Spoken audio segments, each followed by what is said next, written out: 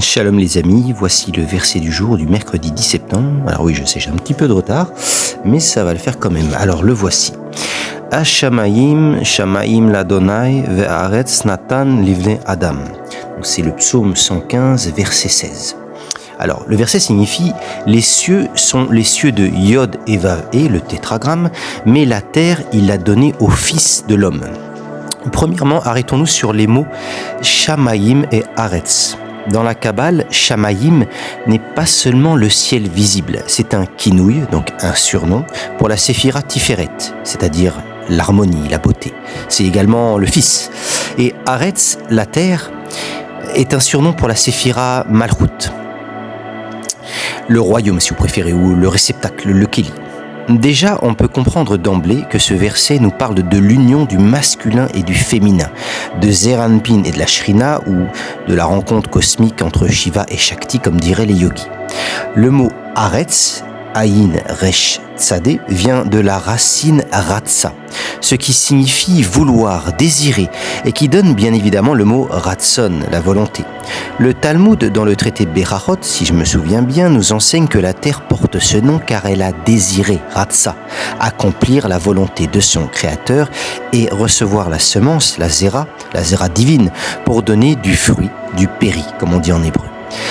La terre est donc vivante.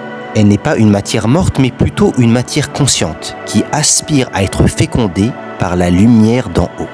Et puis encore, Haaretz, la terre, est l'anagramme de Hertse et de Artse, ce qui signifie « je satisferai » ou « j'agréerai » ou « cela me plaira ». La terre n'est pas seulement réceptrice, elle est aussi celle qui trouve son plaisir à accomplir la volonté divine. Elle désire recevoir l'esprit. Comme notre corps lorsqu'il reçoit réellement le Saint-Esprit, le roi HaKodesh. Comme on peut lire en araméen dans l'évangile de Matthieu, au chapitre 3, verset 17. Le verset, généralement, est traduit ainsi. « Celui-ci est mon fils bien-aimé en qui j'ai mis toute mon affection. » Mais le passouk, le verset, dit autre chose en araméen, comme le traduira très bien Patrick Calam dans sa magnifique traduction que je conseille à tous, les évangiles dans la langue de Jésus. Voici ce que dit réellement le verset en araméen. « Celui-ci est mon fils aimé en qui je suis désiré. » Et sévit, ce qui est très différent.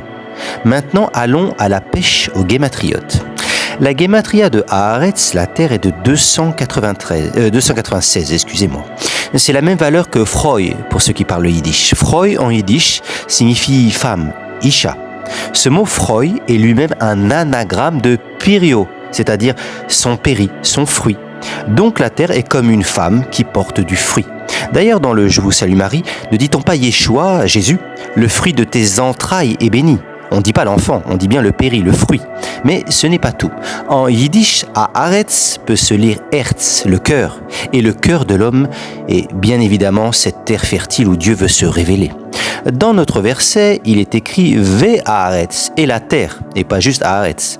Ce n'est pas un détail anodin, car « Ve Haaretz » et la terre est l'anagramme de Harutse, Aleph, Resh, Vav, Tzadé, qui signifie « je serai satisfait » ou « j'agréerai » au binyan poal, c'est-à-dire le passif en hébreu. Ici, c'est comme si l'Éternel disait « je serai satisfait si la terre, ou si l'homme, si vous préférez, accomplit ma volonté, mon ratson ». La terre devient alors l'épouse, ou l'aspect féminin, le réceptacle qui reçoit et qui s'offre pour être agréé. Cela résonne avec les mots du Notre Père, rappelez-vous. Aboun, notre Père, c'est Abba, la Séphira Chorma, la sagesse d'en haut, qui est aux cieux, Shamayim, rappelez-vous, Shamayim c'est Zeir Anpin, Tiferet, donc le Fils, que ta volonté soit faite, la Ratson, qui est d'ailleurs l'un des Kinouïm, l'un des surnoms pour la Séphira Kiteret, Keter, la Séphira Keter, la volonté suprême, sur la terre comme au ciel, c'est-à-dire que Malchut reflète la volonté de Tiferet qui elle-même reflète Keter.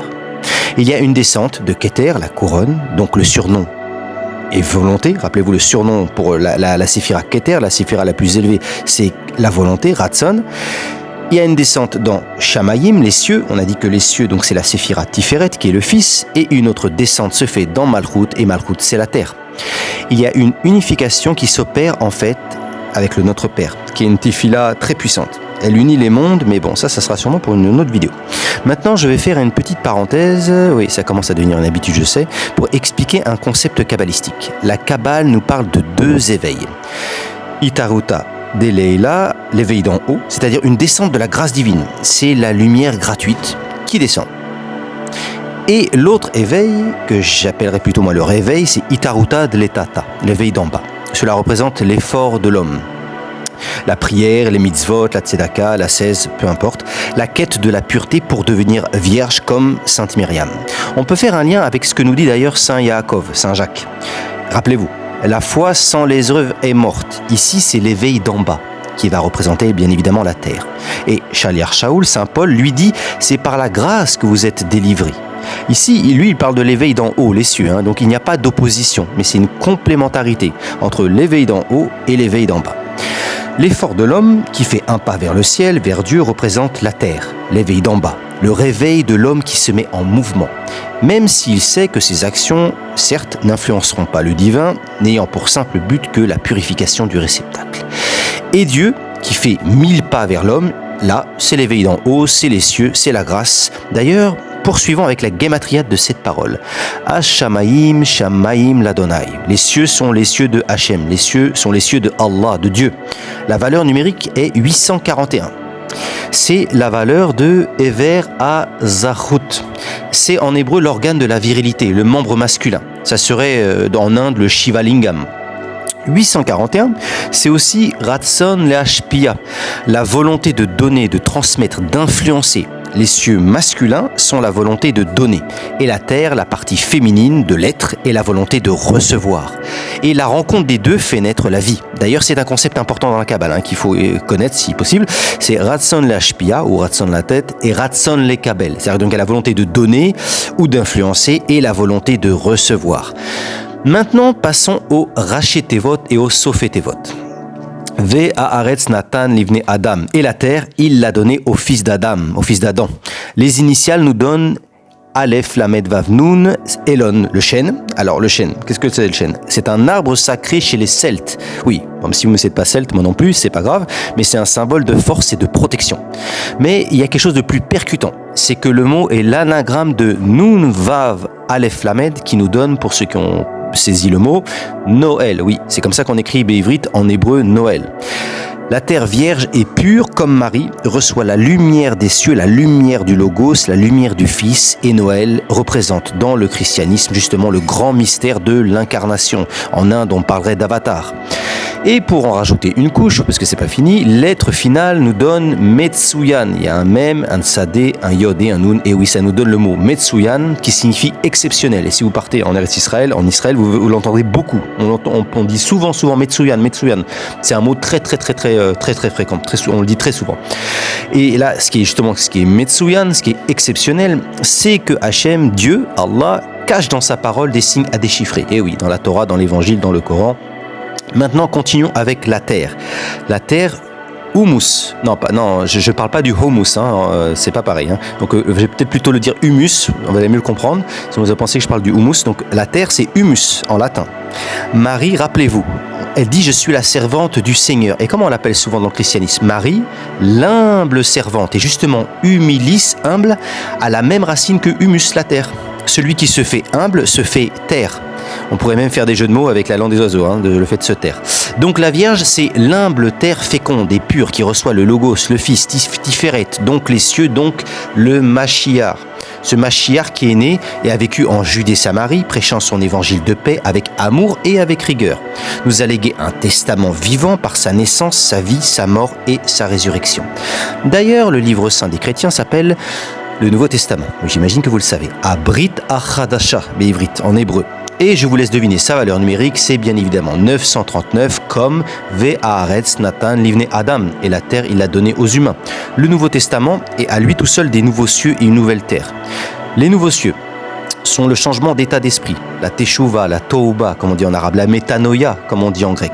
Et la nouvelle terre, c'est un nouvel état d'être, c'est une manière de vivre transformée par cette lumière du vivant. Maintenant, attardons-nous une dernière fois sur... des fois j'ai du mal avec le français. Attardons-nous une dernière fois sur le mot Haaretz, la terre. Haaretz est l'anagramme de Hatzar, qui signifie accumuler, rassembler, car la terre comme l'homme accumule les expériences lors de l'incarnation. La vie permet aux âmes justement d'actualiser certaines informations provenant des mondes non manifestés. Ici, dans la matière, on expérimente. Et ce mot Hatzar va nous donner Otsar. Otsar, c'est le trésor, ou si vous préférez, le dépôt. Et on se souvient du célèbre passage du noble Coran dans la sourate 33 au verset 72 lorsque Dieu dit « Nous avons proposé le dépôt sacré Amana et l'homme l'a accepté ».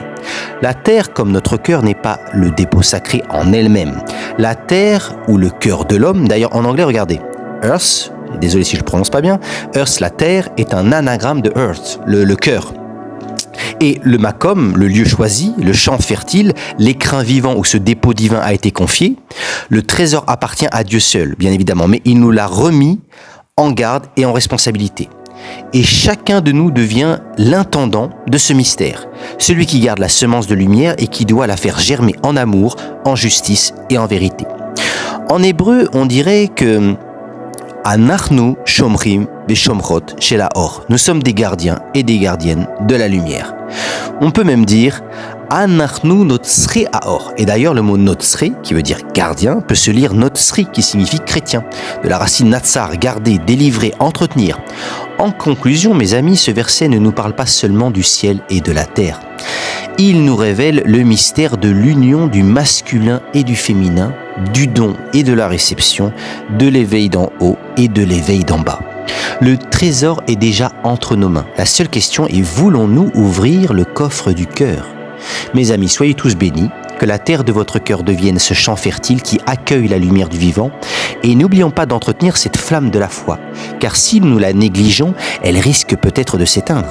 Mais si nous la gardons vivante, avec amour et humilité, alors ce n'est pas notre ego qui brillera pour chercher la vedette, mais la lumière divine qui rayonnera en nous et illuminera le monde entier.